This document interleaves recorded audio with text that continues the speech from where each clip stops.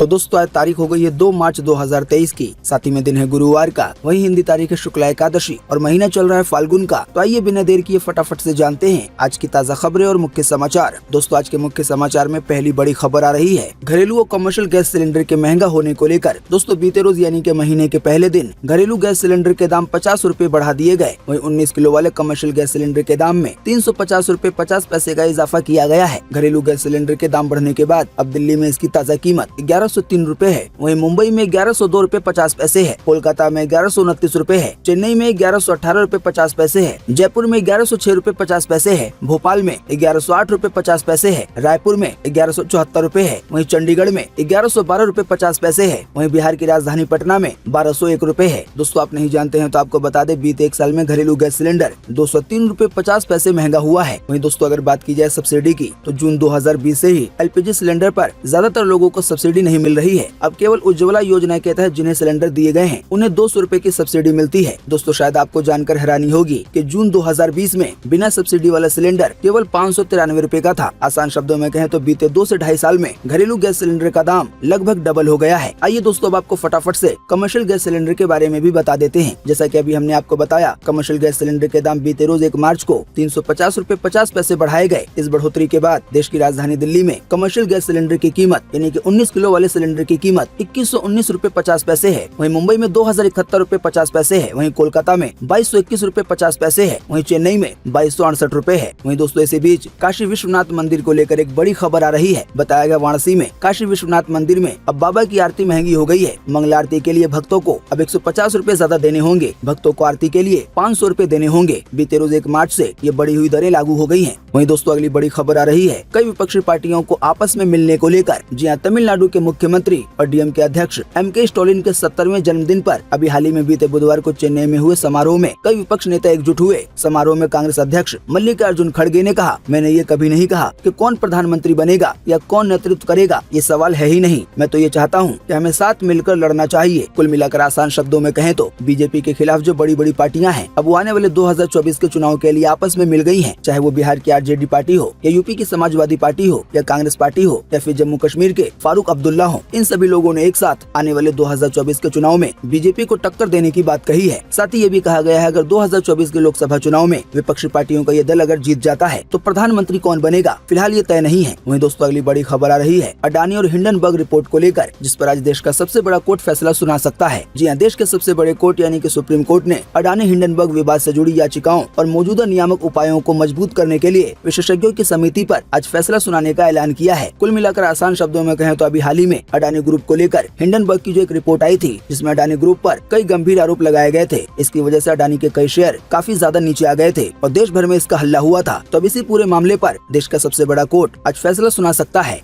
वहीं दोस्तों अगली बड़ी खबर आ रही है नॉर्थ कोरिया में हॉलीवुड फिल्में बैन होने को लेकर बच्चों के लिए। जी हाँ, देश नॉर्थ कोरिया में बच्चों का हॉलीवुड मूवी या सीरीज देखना अब अपराध हो गया है। बताया गया यहाँ तानाशाह किम जोंग ने आदेश जारी करके कहा है कि अगर बच्चे हॉलीवुड मूवी या सीरीज देखते हैं तो उन्हें और उनके माता पिता को जेल हो सकती है। इतना ही नहीं, उनके पेरेंट्स को 6 महीने के लिए लेबर कैंप भेजा जा सकता है जहाँ पर उनसे मजदूरी कराई जाएगी। वहीं दोस्तों अगली बड़ी खबर आ रही है आम आदमी पार्टी को लेकर। जानकारी के मुताबिक दिल्ली सरकार के मंत्री रहे मनीष सिसोदिया और सत्येंद्र जैन को जेल भेजने की कहानी अब आम आदमी पार्टी घर घर जाकर लोगों को सुनाएगी। दिल्ली के मुख्यमंत्री अरविंद केजरीवाल के आवास पे हुई बैठक में आने वाले 5 मार्च से कैंपेन शुरू करने का फैसला लिया गया है। इसमें लोगों को बताया जाएगा कि दिल्ली के शिक्षा और स्वास्थ्य मॉडल से परेशान होकर भाजपा ने मनीष सिसोदिया और सत्येंद्र जैन को जेल भिजवाया। बताया गया है इस डोर टू डोर कैंपेन का नेतृत्व इलाके के विधायक करेंगे और घर घर जाएंगे और ये बताने की और समझाने की कोशिश करेंगे कि भाजपा पार्टी ने कैसे आम आदमी पार्टी के बड़े बड़े या कहले मेन नेताओं को साजिश में फंसाया है। दोस्तों वैसे आप नहीं जानते हैं तो आपको बता दें अभी हाल ही में दिल्ली के उप मुख्यमंत्री यानी कि मनीष सिसोदिया को सीबीआई ने शराब घोटाले में गिरफ्तार किया था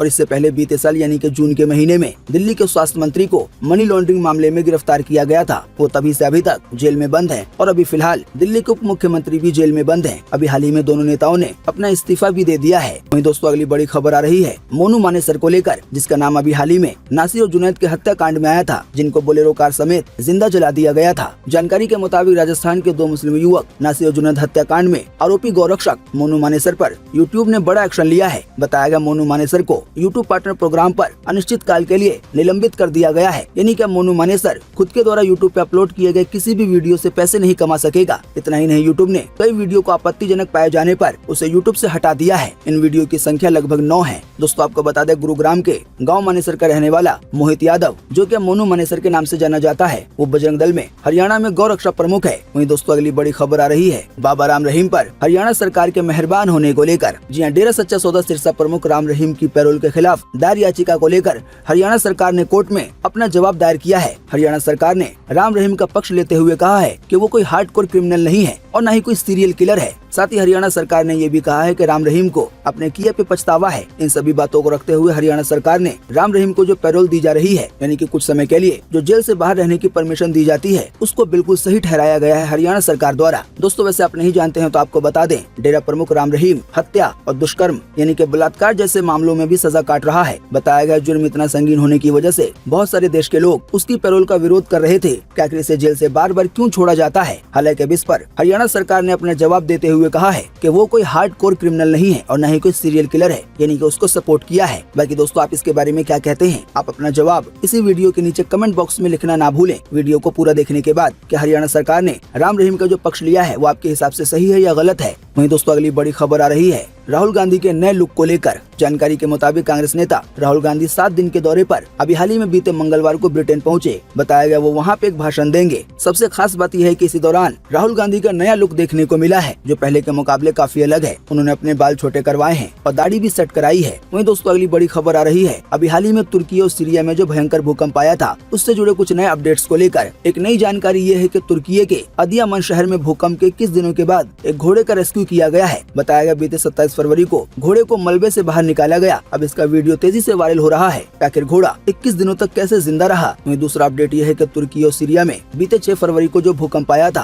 अब उसमें जान गंवाने वालों की संख्या 50,325 हो गई है। वहीं दोस्तों अगली बड़ी खबर आ रही है दिल्ली में आग लगने की वजह से 3 मंजिला बिल्डिंग के ढहने को लेकर। साथ ही बताया गया इस हादसे में फायर डिपार्टमेंट के 100 कर्मचारी बाल बाल बचे। पूरी खबर यह है कि नॉर्थ दिल्ली में कुलबंगश मेट्रो स्टेशन के नजदीक जयपुर गोल्डन ट्रांसपोर्ट कंपनी के वेयर हाउस की बिल्डिंग में बीते बुधवार को सुबह आग लग गई। सूचना मिलते ही फायर डिपार्टमेंट ने 18 फायर ब्रिगेड गाड़ियां आग पर काबू पाने के लिए मौके पे भेज दी। आग को बुझाया जा रहा था, तभी अचानक से 3 मंजिल की बिल्डिंग पूरी की पूरी ढह गई। अब इसका वीडियो सोशल मीडिया पे वायरल हो रहा है। बताया गया इस मौके पे लगभग 100 कर्मचारी आग को बुझा रहे थे। हालांकि वो बाल बाल बच गए, वरना इनमें से बहुत सारे कर्मचारी 3 मंजिल का जो मलबा था उसमें दब सकते थे। वहीं दोस्तों अगली बड़ी खबर आ रही है तिरुपति मंदिर को लेकर। जानकारी के मुताबिक आंध्र प्रदेश के चित्तूर जिले में स्थित विश्व प्रसिद्ध तिरुपति मंदिर में बीते रोज से फेस रिकॉग्निशन टेक्नोलॉजी वाले कैमरे की शुरुआत हो गई है। बताया गया इस टेक्नोलॉजी के जरिए मंदिर का प्रशासन भक्तों को बेहतर सर्विस देने की बात कह रहा है। बताया गया अब दर्शन के लिए टोकन नहीं लेना पड़ेगा, जिससे भक्त जल्दी ही दर्शन कर पाएंगे। वहीं बताया गया भीड़ को कंट्रोल करने के लिए एक व्यक्ति 1 महीने में केवल एक बार ही दर्शन के लिए आ सकता है। इसी की वजह से लोगों को पहचानने के लिए ही फेस को स्कैन करने वाला कैमरा लगाया गया है। यानी कि अगर कोई व्यक्ति 1 महीने में दूसरी बार या तीसरी बार आने की कोशिश करेगा तो फेस को स्कैन करने वाला जो कैमरा है वो उसकी पहचान कर लेगा और उसे दर्शन नहीं करने दिया जाएगा। बताया गया ऐसा भीड़ को कंट्रोल करने के लिए किया गया है। वहीं दोस्तों आंध्र प्रदेश मंदिर को लेकर एक और बड़ी खबर आ रही है। ताजा जानकारी के मुताबिक आंध्र प्रदेश में लगभग 3000 मंदिर बनाए जाने हैं। ये बात बीते मंगलवार को डिप्टी सीएम कोट्टू सत्यनारायण ने कही है। उन्होंने बताया है कि हिंदू आस्था की रक्षा और प्रचार के लिए कमजोर वर्गों के इलाकों में हिंदू मंदिरों का निर्माण शुरू किया जाएगा। हर जिले में एक मंदिर बनाया जाना है, यानी कि कुल 3000 मंदिर बनाए जाएंगे। बताया गया तिरुपति देवस्थानम से हर मंदिर को 10 लाख रुपए दिए जाएंगे। बताया गया इतनी बड़ी संख्या में मंदिरों को इसलिए बनाया जा रहा है ताकि हिंदू धर्म की रक्षा की जा सके। वहीं दोस्तों अगली बड़ी खबर आ रही है भूल भुलैया 3 मूवी को लेकर। जी हां, कार्तिक आर्यन के फैंस के लिए एक बड़ी खुशखबरी सामने आ रही है। बताया गया भूल भुलैया 2 की जबरदस्त सफलता के बाद अब फिल्म के निर्माताओं ने भूल भुलैया मूवी का तीसरा भाग बनाने का फैसला किया है। पिछले कई दिनों से इस फिल्म को लेकर अटकलें लगाई जा रही थी, लेकिन अब भूल भुलैया 3 मूवी को लेकर आधिकारिक घोषणा कर दी गई है। भूल भुलैया 3 मूवी को लेकर खुद कार्तिक आर्यन ने अपने ट्विटर हैंडल से इसका एक टीजर जारी किया है। वहीं ये भी जानकारी दी है कि ये मूवी 2024 के दीपावली पर रिलीज की जा सकती है। वहीं दोस्तों अगली बड़ी खबर आ रही है गुजराती भाषा के अनिवार्य होने को लेकर स्कूलों में, जी हाँ गुजरात में किसी भी शैक्षिक बोर्ड से मान्यता प्राप्त या किसी भी माध्यम से पढ़ाने वाले स्कूलों को कक्षा 1 से 8 तक गुजराती विषय अनिवार्य रूप से पढ़ाना होगा। इस मामले में अभी हाल ही में बीते मंगलवार को गुजरात के विधानसभा में घोषणा की गई है। कुल मिलाकर आसान शब्दों में कहें तो अब गुजरात में गुजराती भाषा पढ़ना कक्षा 1 से 8 तक के लिए अनिवार्य कर दिया गया है, यानी कि पढ़ना ही होगा। वहीं दोस्तों अगली बड़ी खबर आ रही है कई सारे व्हाट्सएप अकाउंट के बैन होने को लेकर। जानकारी के मुताबिक व्हाट्सएप ने एक साथ 29 लाख से ज्यादा भारतीय अकाउंट्स को बंद कर दिया है। बताया गया ये अकाउंट 1 जनवरी से 31 जनवरी के बीच बंद किए गए हैं। इसके बारे में व्हाट्सएप कंपनी ने कहा है कि इन व्हाट्सएप अकाउंट्स को यूजर्स की शिकायत के आधार पर बंद किया गया है। आसान शब्दों में कहें तो इन व्हाट्सएप अकाउंट के जरिए कई तरह के गलत काम को अंजाम दिया जा रहा था। वैसे आप नहीं जानते हैं तो आपको बता दें, आने वाले दिनों में किसी का भी व्हाट्सएप अकाउंट बैन हो सकता है। अगर कोई व्हाट्सएप यूजर किसी धर्म के खिलाफ, किसी संगठन के खिलाफ, किसी दल के खिलाफ या किसी व्यक्ति के खिलाफ या किसी नेता के खिलाफ आपत्तिजनक टिप्पणी करता है, उल्टे सीधे वीडियो शेयर करता है, खास करके बच्चों को लेकर उल्टे सीधे या गंदे वीडियो शेयर करता है, तो आने वाले दिनों में ऐसे यूजर का व्हाट्सएप अकाउंट बंद हो सकता है। साथ ही में जुर्म संगीन होने पर सजा भी हो सकती है। वहीं दोस्तों अगली बड़ी खबर आ रही है 3 राज्यों के विधानसभा चुनाव के आज रिजल्ट आने को लेकर। जी हाँ, त्रिपुरा, नागालैंड और मेघालय में हुए विधानसभा चुनाव के नतीजे आज घोषित किए जाएंगे। मतगणना सुबह 8 बजे से शुरू होगी। 3 राज्यों में मतगणना की तैयारियां पूरी कर ली गई हैं। वहीं दोस्तों अगली बड़ी खबर आ रही है सरकार या प्रशासन द्वारा इंटरनेट को बैन करने को लेकर। जी हाँ, दुनिया में इंटरनेट शटडाउन करने के मामले में